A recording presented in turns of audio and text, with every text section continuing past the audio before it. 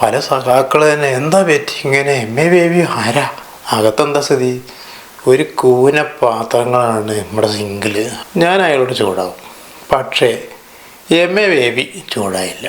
ഞാൻ ഒരു കടയിൽ പോയിട്ട് ഒരു പ്രത്യേക സാധനം വാങ്ങുന്ന നേരത്ത് ഒരു അഭിനയമുണ്ട്. അത് ഏതും ബ്രാൻഡാണെന്നൊന്നും ഞാനോട് ചോദിക്കണ്ട, എനിക്കറിയില്ല, വീട്ടിൽ നിന്ന് പറഞ്ഞതാണ് എൻ്റെ നാട്ടിൽ. അതെ, ഏതോ സാധനം അറിയാം, പാത്രം കഴുകുന്ന ചകിരി, സ്ക്രബ്ബർ എന്നൊക്കെയാണ് അതിന് പറയുക. കമ്പിച്ചകിരി എന്നും പറയാം സ്റ്റീലിൻ്റെ സാധനത്തിന്. സത്യം പറഞ്ഞാൽ വീട്ടിൽ പാത്രം കഴുകുന്ന പണി ഞാനാണ് ചെയ്യുന്നത്. ഒരു അവസരം കിട്ടിയാൽ ഞാൻ കഴുകിയിട്ടുണ്ടാവും, ഒരു ആവേശത്തിനല്ല. അതേ എനിക്ക് അറിയുള്ളൂ. പാചകത്തേക്കാൾ അല്ലെങ്കിൽ പാചകം പഠിച്ചതിന് ശരിയായില്ല, അപ്പോൾ ഇത് ചെയ്യുക എന്നുള്ളൊരു കോമ്പൻസേഷൻ. ഞാൻ വർക്ക് ഏരിയയിൽ നിന്ന് പാത്രം കഴുകുമ്പോൾ റോഡിൽ നിന്ന് കാണാവുന്നൊരു അവസരം ഉണ്ടായിരുന്നു. ഇപ്പം അവിടെ ഒരു കൺസ്ട്രക്ഷനൊക്കെ നടന്നത് കാരണം റോഡിൽ നിന്ന് കാണില്ല. കണ്ടാൽ ആരെങ്കിലും ഫോട്ടോ എടുത്തിട്ടാൽ ഞാൻ അയാളോട് ചൂടാവും. പക്ഷേ ബേബി ചൂടായില്ല. അപ്പോൾ ആരാ വേദം, ഞാൻ തന്നെയാണോ അത് ബേബിയാണോ? ഇവിടെ പലരുടെയും മട്ടും മാതിരിയും കണ്ട ബേബി ഒരു പൊങ്ങച്ചക്കാരനാണ്, നിസ്സാര കാര്യം ഊതിപ്പെരിപ്പിക്കുന്ന ആളാണ് എന്ന രീതിയിലൊക്കെയുണ്ട്. അതിനെപ്പറ്റി കോമഡികൾ, അതായത് ബംഗാളികളെ പറ്റിയിട്ടും മലയാളികളെ പറ്റിയിട്ടും. മലയാളികൾ കാണിച്ചാൽ ബംഗാളിൽ പോയിട്ട് അവിടെ പാത്രം കഴുകുന്നത്. അപ്പോൾ ഏത് വിഷയത്തെപ്പറ്റി ആവിഷ്കാര സ്വാതന്ത്ര്യം എല്ലാവർക്കും ഉണ്ട്, അത് സമ്മതിച്ചു. പക്ഷേ ഇവിടെ എന്താ അദ്ദേഹം ഉദ്ദേശിച്ചത്?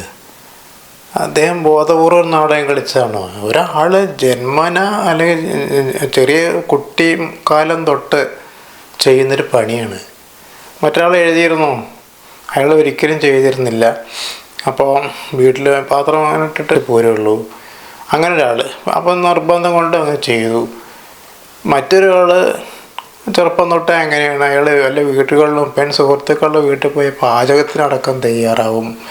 10-15 പേരുടെ ഒരു പാർട്ടി കഴിഞ്ഞിട്ട് അവിടുന്ന് പോന്നിട്ട് മറ്റെന്തോ ഒരു ആവശ്യമുണ്ട്, മൊബൈലോ മറ്റോ വെച്ച് മറന്നപ്പോൾ വീണ്ടും തിരിച്ചു വന്നപ്പോൾ ആ വീട്ടിൽ സ്ഥിതി എന്താ? ഈ ഗൃഹനാഥൻ പോവാത്ത കുറച്ച് പേര് അതിഥികളുണ്ട് അവിടെ, ഉറ്റവരൊക്കെ.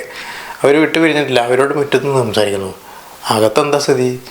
ഒരു കൂന പാത്രങ്ങളാണ് നമ്മുടെ സിങ്കിൽ. അതുകൊണ്ടൊരു സ്ത്രീ അവിടെ നോക്കിയിരിക്കുകയാണ്, എന്ത് ചെയ്യണമെന്നില്ല. അപ്പോൾ ഈ ചങ്ങാതി എന്ത് ചെയ്തു? സത്യസന്ധമായിട്ട് പറഞ്ഞാൽ കേട്ടോ, ഫേസ്ബുക്കിൽ എഴുതി, ഞാൻ അവിടെ ചെന്നു, മുറ്റത്തുള്ള 2 കൂട്ടുകാരെയും കൂട്ടി, ഭർത്താവിനെ കൂട്ടിയേ അറിയില്ല, ആ സ്ത്രീയുടെ ആണ് മാറിക്കാൻ പറഞ്ഞു, എല്ലാം കഴുകി അവർ ചുരുങ്ങിയ സമയം കൊണ്ട്. അപ്പോൾ അങ്ങനെ ചെയ്യുന്നവരുണ്ട്. ഇപ്പോൾ ബേബിയും പണ്ട് പോലെ ചെയ്യുന്നൊരു കാര്യമാണ്. അദ്ദേഹം അത് എവിടെ പറഞ്ഞിട്ടുണ്ട്, അല്ലാണ്ട് ആരോ ഒരു ഫോട്ടോ എടുത്ത് പോയതല്ല, അത് മറ്റൊരു വീട്ടിൽ പോയപ്പോൾ ചെയ്തു.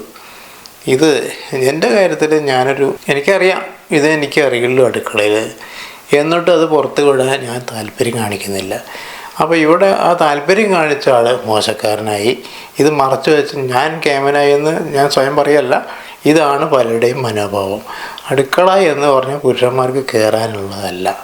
അവിടെ അത് എന്തോ ഒരു വൃത്തികെട്ട സ്ഥലം. അത് നമ്മുടെ ദേഹത്ത് ഷർട്ടിലേക്ക് സോപ്പിൻ്റെ പതയൊക്കെ ആവും, ഷർട്ട് മോശമാവും, കൈകൾ ഇതാവും, സ്ത്രീകൾക്ക് എന്തോ ആവും. അല്ല ജോലിക്കാരി വയ്ക്കാം. ഒരു ജോലിക്കാരി വെച്ചതിന് കൂട്ടെ വീട്ടിലൊരു താൽക്കാലികമായ ആവശ്യത്തിന്. അപ്പം നമ്മൾ ചെയ്യേണ്ട ഒരു മര്യാദ ഉണ്ട്. പാചകം ചെയ്ത പാത്രങ്ങൾ അവർ കഴുകട്ടെ. നമ്മൾ ചായ കുടിച്ചോ അല്ല ഊണ് കഴിച്ച പാത്രം, പ്ലേറ്റ്, അതിപ്പോൾ വലിയ കുഴപ്പമൊന്നും ഉണ്ടായിട്ടല്ല, അത് നമ്മൾ കഴുകുക. അത് നമ്മുടെ ഈ മാലിന്യം എൻ്റെ അവകാശം എന്ന് പറഞ്ഞാൽ ഈ പ്ലേറ്റ്, ഈ ഭക്ഷണം കഴിച്ച പ്ലേറ്റ് എൻ്റെ അവകാശം, അത് വൃത്തിയാക്കി ഞാനാണ് എന്നൊരു ധാരണ വേണം. ഇപ്പോൾ ഇവിടെ എന്തൊക്കെ കോമഡി അതിനെ പറ്റി വന്നു, എന്തിനെ പറ്റിയും കോമഡി വരാമെന്നുള്ളതാണ്. ഇപ്പോൾ വളരെ വിഷയമാണ്, കഴിഞ്ഞ പോയ വിഷയമാണ്. എൻ്റെ കുറ്റാരോപിതയായ ആൾ ജയിലിലാണ്. ജയിലിൽ നിന്നുള്ളൊരു ഫോട്ടോ എന്ന രീതിയിലൊന്ന് കണ്ടു. വനിതാ ജയിൽ മഞ്ചേരി നിന്ന് കാണാണ്ട്. ആ ജയിലിൻ്റെ എനിക്കറിയില്ല അകത്താണ് ബോർഡെന്ന്. ആ ബോർഡിൻ്റെ മുന്നിലിട്ട് ഈ പറഞ്ഞ സ്ത്രീ ഭക്ഷണം കൊടുക്കുമ്പോൾ വേണ്ടാന്ന് പറയുന്നു. എനിക്കറിയില്ല അങ്ങനെ ഒരു ക്യാമറക്കാരൻ അവിടെ ഉണ്ടോ, അത് പുറത്തേക്ക് വിടുമോ ജയിലിലെ ഭക്ഷണ രീതിയൊക്കെ? ആണോ വേറെന്തെങ്കിലും ടെക്നിക്കാണോ എന്നറിയില്ല. കേരളത്തിൽ എന്നോ മുതൽ വളരെ കൗമാരക്കാർക്ക് ഇത് അറിയണ്ടാവില്ല. ഇത് കഴിഞ്ഞ മേപ്പോട്ടുള്ള വൃദ്ധരുൾപ്പെടെ ബസ്സുകളിൽ ചെയ്യുന്ന സംഭവമാണ്. അത് നമ്മൾ സാക്ഷികളായിട്ടുണ്ട്. നമ്മൾ ചിലരത് നോക്കി നിൽക്കും, ആസ്വദിക്കും അവളുടെ പ്രതികരണം കാണാൻ വേണ്ടി. ചിലരതിൽ ഇടപെടും. 2 പേർക്കാരുടെ. ഇപ്പം എന്തൊക്കെയാണ് അതിനെ പറ്റിയിട്ട് കോമഡികൾ? അതായത് സാധനങ്ങൾ പാർസൽ ചെയ്ത് വരുന്ന ചട്ടകൾ, പാക്കറ്റുകൾ കയ്യിലും കഴുത്തിലും ഒക്കെ വെച്ച് പോകുന്നു. ഒരാൾ ഇവിടെ ഒരു സ്ത്രീ ഭർത്താവിൻ്റെ ഇവിടെ ഒരു മൊബൈല്, ബാക്കിലെ മൊബൈല്, തലയിലൊരു യഥാർത്ഥ ക്യാമറ, SLR ക്യാമറ ഓപ്പൺ ചെയ്തിട്ട് പൊക്ക ബസ് കയറിക്കോ എന്നാണ് പറയുന്നത്. എന്ന് പറഞ്ഞാൽ ഇത് എന്താണെന്ന് അതിന് പറയാം, അതിനെ കോമഡി ആക്കിയിരിക്കുന്നു. എന്തായാലും ഒരാൾ ജയിലിലാണ്. സർക്കാർ അല്ലെങ്കിൽ നമ്മുടെ അധികാരികൾ അത് വേണ്ട രീതിയിൽ അവർ അത് കണ്ടെത്തിയിട്ടുണ്ട്. ഇനി അത് തെറ്റല്ല, അവള് മിസ്റ്റേക്ക് ഒന്നുമില്ല എന്നുണ്ടെങ്കിൽ രക്ഷപ്പെട്ടു വരട്ടെ. നമ്മുടെ കോടതികളെ നമുക്ക് കോടതി വിധികളെ സ്വീകരിക്കാനേ പറ്റുള്ളൂ.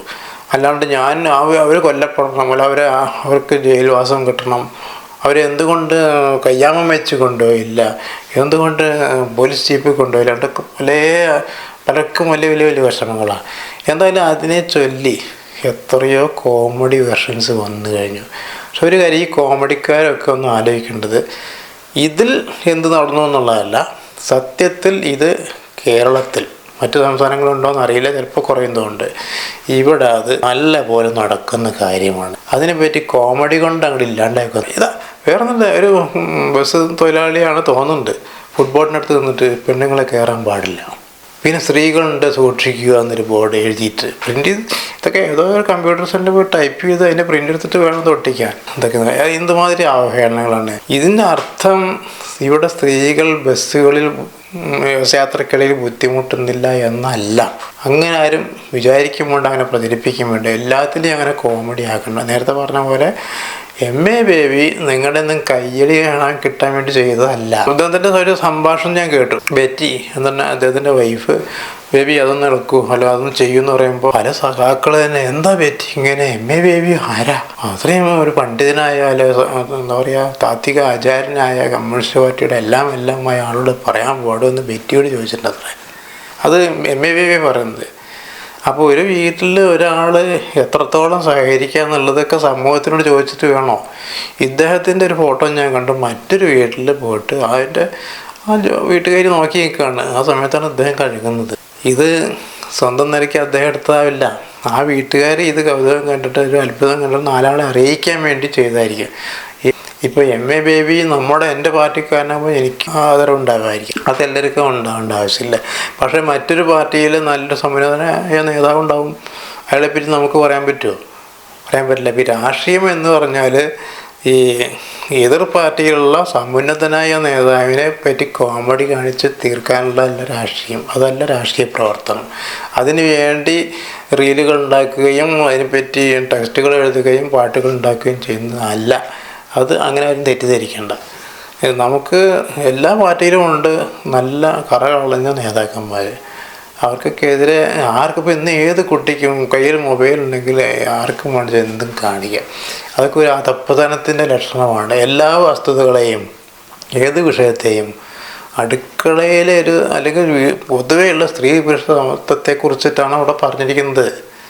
അതുപോലെ ഈ ബസ്സിൽ നടന്ന കാര്യങ്ങൾ തന്നെ അതൊരു ഒറ്റപ്പെട്ട സംഭവമല്ല, അത് എന്നും നടക്കുന്നുണ്ട്. ഇതുകൊണ്ടൊന്നും ഇത് മാറില്ല, നാളെ ഇത് ആവർത്തിക്കും. അത് നോക്കേണ്ടത് പുരുഷ സുഹൃത്തുക്കളാണ്, ആ ബസ്സിലെ പുരുഷന്മാരായ യാത്രക്കാരാണ്. എത്രയോ സ്ത്രീകൾ പറയുന്നുണ്ട്, ഞാൻ ഒന്നാണ്ട് കൊടുത്തു, ഒരുത്തി കൂടെ നിൽക്കുന്ന ഒരു പെൺകുട്ടിയെ ബുദ്ധിമുട്ടിക്കുന്ന ചെറുപ്പക്കാരൻ ഒന്ന് കൊടുത്തു. കുറച്ച് അപ്പുറം അയാൾ ഫുട്ബോളിൻ്റെ അടുത്ത് എത്തി ഇറങ്ങാൻ നേരത്ത് വേറെ സ്ത്രീ ഒരു ഹോസ്പിറ്റലിലെ സ്റ്റാഫ് നേഴ്സ് അവരും ഒന്ന് കൊടുത്തു. ഇതാണ് ഇതിന് പോകാൻ വഴി. ഒരു വീഡിയോ എടുത്തു, അതിങ്ങനെ എന്തൊക്കെ ഉദ്ദേശം കൊണ്ടാണ് അതിങ്ങനെയെങ്കിൽ അതിനെ തുടർന്ന് ഇതൊരു കോമഡി കളിക്കാനുള്ള വിഷയമല്ല, ഇത് ഗൗരവപ്പെട്ട വിഷയമാണ്, അത് നമുക്ക് നാണക്കേടുള്ള വിഷയമാണ്.